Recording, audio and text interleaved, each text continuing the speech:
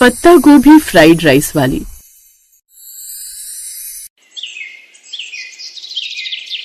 ममता अपनी माँ के साथ अपने खेतों में खड़ी हुई थी। सारी फसल तैयार हो चुकी थी। आधे खेत में धान उगा रखा था और बाकी के हिस्से में पत्ता गोभी, धनिया, मिर्च, टमाटर, इस तरह की हरी सब्जियां उगा रखी थी।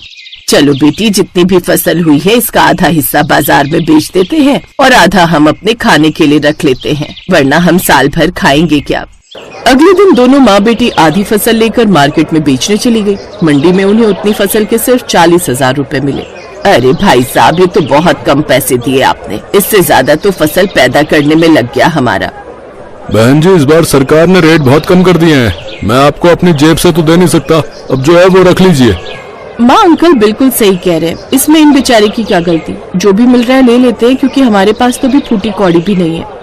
दोनों माँ बेटी पैसे लेकर अपने घर आ गई। उनका घर बहुत साधारण सा था। अगली सुबह उनके घर कुछ आदमी आ गए। बहन जी, सुना है आपने फसल बेच दी है, अब जल्दी से सारी उधारी चुका दीजिए। अब दोनों माँ बेटी एक दूसरे को देखने लगी। खैर, उसकी माँ ने 30,000 निकाल कर उस आदमी को दे दिए। अरे ये क्या पकड़ा रही हो बहन जी, आपको मालूम है ना, पूरा साल खेती करने के लिए सारा पैसा मैंने ही आपको दिया है। चाहे पानी लगाना हो, खेत जोतना हो, खाद डालनी हो, बीज लगाने हो, ये सब मिलाकर टोटल 50,000 हुए थे। भूल गई आप? हाँ भाई साहब, मुझे सब कुछ पता है, लेकिन आपको तो खबर लग ही गई होगी कि इस बार सरकार ने फसल के रेट बहुत कम कर दिए हैं। अभी इतना ले लीजिए, हम जल्द ही आपको बाकी के पैसे लौटा देंगे। ठीक है, मैं आप लोगों को बहुत दिनों से जानता हूँ, इसलिए भरोसा कर लेता हूँ।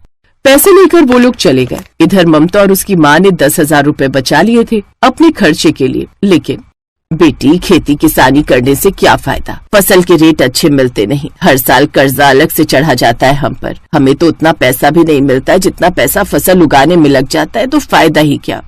माँ आप फिक्र मत कीजिए, अभी हमारे पास आधी फसल तो है ना, खेती के अलावा हम क्या कर सकते हैं, मैं कुछ न कुछ सोच लूंगी। फिलहाल आज शाम को चौराहे पर चलते गोलगप्पे खाने।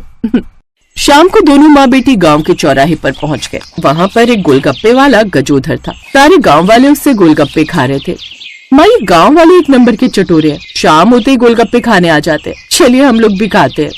दोनों माँ बेटी गोलगप्पे खाने लगे, तभी अचानक कुछ गाँव वालों ने कहा, अरे हम लोग हर रोज गोलगप्पे खा खा कर बोर हो गए भैया, है, लेकिन इसके अलावा यहाँ कुछ मिलता भी नहीं, इतना पैसा भी नहीं है कि शहर जाकर फास्ट फूड खा सकें। हाँ चाचा, ये आपने बिल्कुल सही कहा, कुछ नया अगर यहाँ पर मिलने लगे तो मजा ही आ जाए। अरे आप लोग नए के चक्कर में मत रहो, हाँ, गोलगप्पे से अच्छा जो है कुछ नहीं होता है, बता रहे हैं। हाँ। उन गांव वालों की बातें ममता बड़े ध्यान से सुन रही थी। गोलगप्पे खाकर दोनों माँ बेटी घर वापस आ गई। तभी ममता ने कहा, माँ आपने सुना था ना कि गांव वाले क्या कह रहे थे, उनकी दिली इच्छा है कि उस चौराहे पर कुछ नया फास्ट फूड मिले, तो हम लोग वहाँ पर फ्राइड राइस बनाकर बेचते हैं। चावल, बंद गोभी, शिमला मिर्च, गाजर, धनिया, हरी मिर्च, ये सब कुछ तो हमारे पास है ही। क्या बात है बेटी, ये तो तुमने बहुत अच्छा सोचा, पहले दिन से हमारा फ्राइड राइस बिकने लगेगा। अगले दिन दोनों माँ बेटी ने मिलकर गजोधर गोलगप्पे वाले के ठीक सामने अपना फ्राइड राइस का ठेला लगा लिया। गांव वालों की नजर जैसे ही उस पर पड़ी, सारे गांव वाले इधर खींचे चले आए। अरे बिटिया, ये क्या है? चाचा, ये फ्राइड राइस है, शहरों में ये बहुत बिकता है। आप लोगों ने कल कहा था ना कि कुछ नया होना चाहिए, इसीलिए हम दोनों माँ बेटी आप सबके लिए कुछ नया लेकर आए हैं। अरे तो जल्दी से हम सबको एक एक प्लेट फ्राइड राइस खिला दीजिए, वैसे देखने में तो बहुत अच्छा लग रहा है। अगर स्वाद अच्छा ना लगे तो पैसे बिल्कुल मत देना आप लोग, सिर्फ 10 रुपए की एक प्लेट है। ममता ने सबको एक एक प्लेट फ्राइड राइस दिया। फ्राइड राइस खाकर सबको मजा आ गया। क्या स्वाद है बेटी, आह, मजा ही आ गया फ्राइड राइस खाकर। आह। तो इस तरह गांव वालों को अब कुछ नया मिलने लगा था, इसलिए गजोधर के पास कोई भी गोलगप्पे खाने नहीं जाता था। वो सामने खड़ा होकर ममता और उसकी माँ से जलता रहता था। इन दोनों ने तो मेरा धंधा ही चौपट कर दिया है। मैं इस धंधे में और इस चौराहे पर बहुत पुराना हूँ, मुझसे ज्यादा दिमाग ये दोनों नहीं लगा पाएंगी। अब देखो मैं क्या करता हूँ। अगले ही दिन गजोधर ने भी फ्राइड राइस बेचना शुरू कर दिया। उसने अपने फ्राइड राइस में कुछ जड़ी बूटियां मिला दी, जिससे अब गांव के लोगों को उसका स्वाद पड़ गया और सारे लोग गजोधर की दुकान पर जाने लगे। इधर ममता और उसकी माँ परेशान हो गई। बेटी, हमारी दुकान पर तो अब सिर्फ गिने चुने लोग ही आते हैं, हमारा तो धंधा ही चौपट कर दिया इसने। माँ, ये गजोधर अपने आप को बहुत बुद्धिमान समझता है, लेकिन ये तो सिर्फ गांव में ही रहा है। मैं पढ़ी लिखी हूँ, मैं आज रात ही यूट्यूब पर कुछ देखती हूँ। रात में ममता ने सिजलर वाला पत्ता गोभी फ्राइड राइस के बारे में देखा। ये तो बिल्कुल नया है हमारे गांव के लिए, इसमें मंचूरियन भी है, पत्ता गोभी है, सब कुछ है, लेकिन ये सिजलर मैं कहाँ से लाऊंगी? इतने पैसे भी नहीं बचे मेरे पास कि शहर जाकर सिजलर ला सकूं। अगली शाम वो दोनों माँ बेटी अपने ठेले पर पहुँच गई। सबसे पहले उसने मंचूरियन बना लिए, फिर उसने फ्राइड राइस भी बना लिया, फिर उसके ऊपर फिंगर चिप्स फ्राई करके डाल दिया। गजोदर की दुकान पर सारे लोग फ्राइड राइस खाने में लगे हुए थे। ये सब क्या कर रही हो बेटी? माँ बस देखती जाइए। उसने तवा बिल्कुल लाल होने तक गर्म कर लिया, फिर उसने गोभी के ऊपर वाले हिस्से निकाल लिए और उसे गर्म तवे पर रख दिया। फिर सारा Manchurian, finger chips, fried rice सब कुछ गोभी के पत्ते पर रख दिया। सबको उसकी महक बहुत पसंद आई। अरे भैया, ये कैसी मनमोहक महक है गांव वालों, है? चलो भैया, ममता बेटी के पास चलते हैं। सारे लोग अब ममता की दुकान पर आ गए। गांव वाले उसकी नई डिश देखकर हैरान रह गए।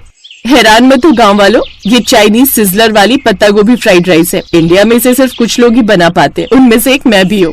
हाँ दीदी, इस डिश के बारे में मैंने भी वीडियो में देखा है, पर खाया कभी नहीं। आपको बनाना आता है ये हमें जानकर बहुत खुशी हुई। तो अब ममता की दुकान फिर से चलने लगी। गजोधर उस गांव से कभी बाहर नहीं निकला था, इसलिए वो सिजलर वाले फ्राइड राइस नहीं बना पाया। ऐसे ही 2-3 साल बीत गए। ममता अपने पैसों का बिल्कुल दिखावा नहीं करती थी। फिर एक रोज गजोधर ने दिमाग लगाया। वो भागकर ममता के ठेले पर आया। बहन जी, मेरी दुकान तो चल नहीं रही, आप लोग मुझे अपनी दुकान पर काम पर रख लो। ठीक है, हमें वैसे भी एक कर्मचारी की जरूरत थी।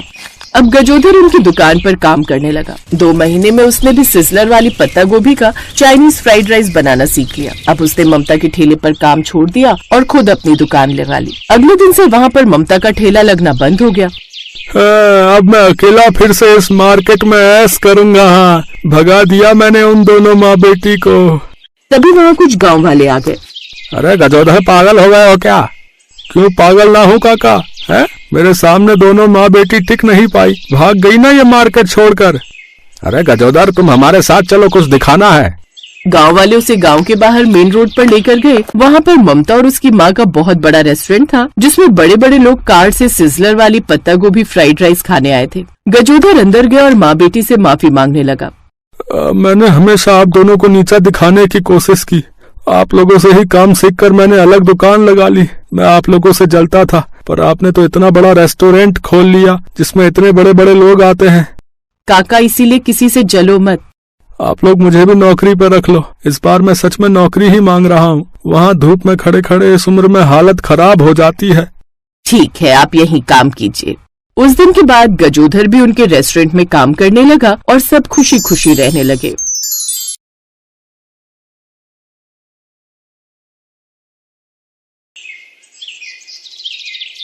पूजा की शादी के लिए उसके घर वाले लड़का देख रहे थे। इसी वजह से उसकी मम्मी उसे रसोई में कोई न कोई खाने की चीज बनाना सिखा रही थी।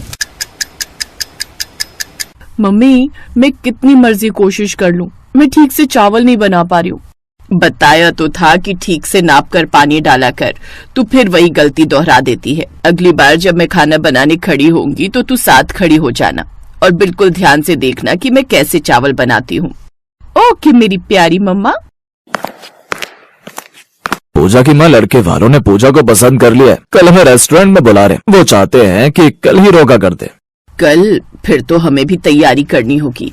चावल की बात बीच में ही रह गई और पूजा की शादी की तैयारियां शुरू हो गई। खूब धूमधाम से पूजा की शादी हुई। शादी के बाद पूजा अपने ससुराल पहुंची। पूजा ने सबके लिए हलवा बनाया और सबने हलवे की बहुत तारीफ की। बहुत स्वादिष्ट हलवा बनाया है, सचमुच बढ़िया घी डालकर भुना हुआ हलवा है। हलवा बिल्कुल सही चीनी डालकर बनाया है, मीठा भी एकदम बढ़िया डाला है। हलवा अच्छा बनाया है पूजा, वैसे मैं भी ऐसे ही बनाती हूँ। बाकी चीजें तो अभी तुम्हारे हाथ की किसी ने खाई नहीं है, तो वो तो बाद में पता चलेगा कि तुम बाकी खाना कैसा बनाती हो। अच्छा ही बनाती होगी बहू, जैसे तुम बढ़िया खाना बनाती हो। मुझे हलवा खाकर यकीन हो गया है कि पूजा बहू भी खाना बनाने में माहिर होगी। सास की बात सुनकर पूजा थोड़ी टेंशन में आ गई, क्योंकि वो जानती थी कि वो सब कुछ अच्छा बना सकती है, पर चावल बनाने के लिए अगर किसी ने कहा तो कहीं चावल खराब ना बन जाए। अगले कुछ दिन तक तो पूजा ने खाना नहीं बनाया, पर धीरे धीरे जब पूजा रसोई में खाना बनाने लगी तो ऐसे ही एक दिन, पूजा मैंने राजमा बना दिए, तुम चावल बना लो। चावल? हाँ चावल, जीरे वाले। क्यों, क्या हुआ, नहीं बना सकती क्या? नहीं नहीं, ऐसी बात नहीं है भाभी, बना दूंगी, बना लेती हूँ। पर उसे यही चिंता थी कि उसके चावल खराब ना हो जाए। काफी देर तक पूजा सोच में डूबी रही। अचानक कुछ मेहमान मिलने के लिए आ जाते हैं। क्या क्या बात है पूजा, तुमने अभी तक चावल नहीं बनाए? तुम्हें पता है ना मामा जी मामी जी वगैरह सब खाने के समय आए तो राजमा बने हुए हैं। तुम्हें एक चावल बनाने के लिए बोले, तुमने अभी तक वो भी गैस पर नहीं चढ़ाए। भाभी वो चावल भिगोए थे, बस बना ही रही हूँ। अब पूजा के पास चावल बनाने के सिवा और कोई चारा नहीं था, क्योंकि पहले ही अलका उसे 2 बार टोक चुकी थी। पूजा ने चावल बनाना शुरू किया। बीच बीच में उसकी जेठानी उसे देख रही थी। पूजा ऐसे काम नहीं चलेगा, देखो मैं इतने काम एक साथ कर लेती हूँ और एक तुम हो जो एक काम करने में घंटों लगा देती हो। अब जल्दी से चावल बना लो, मेहमानों के लिए खाना लगाना है। अलका बार बार उसे चावल के लिए बोलने आ रही थी, पर हर बार की तरह इस बार भी पूजा के चावल पूरी तरह से चिपक कर घुट गए थे। बन गए चावल? एक काम करो, तुम डाइनिंग टेबल पर ले आओ, मैंने सब कुछ लगा दिया है, मैं सलाद रख रही हूँ।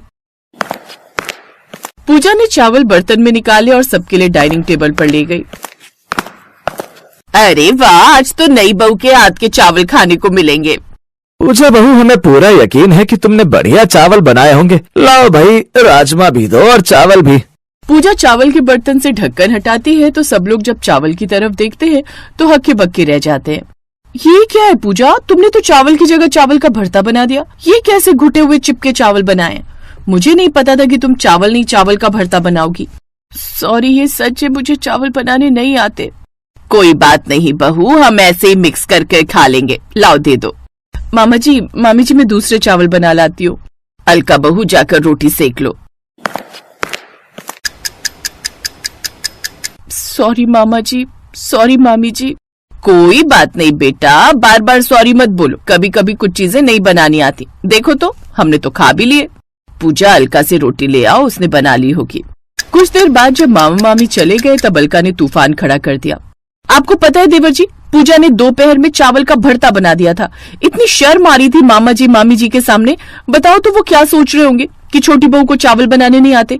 पूजा की जेठानी इतना शोर मचाकर उसका अपमान कर रही थी कि पूजा की आंखों में आंसू आ गए।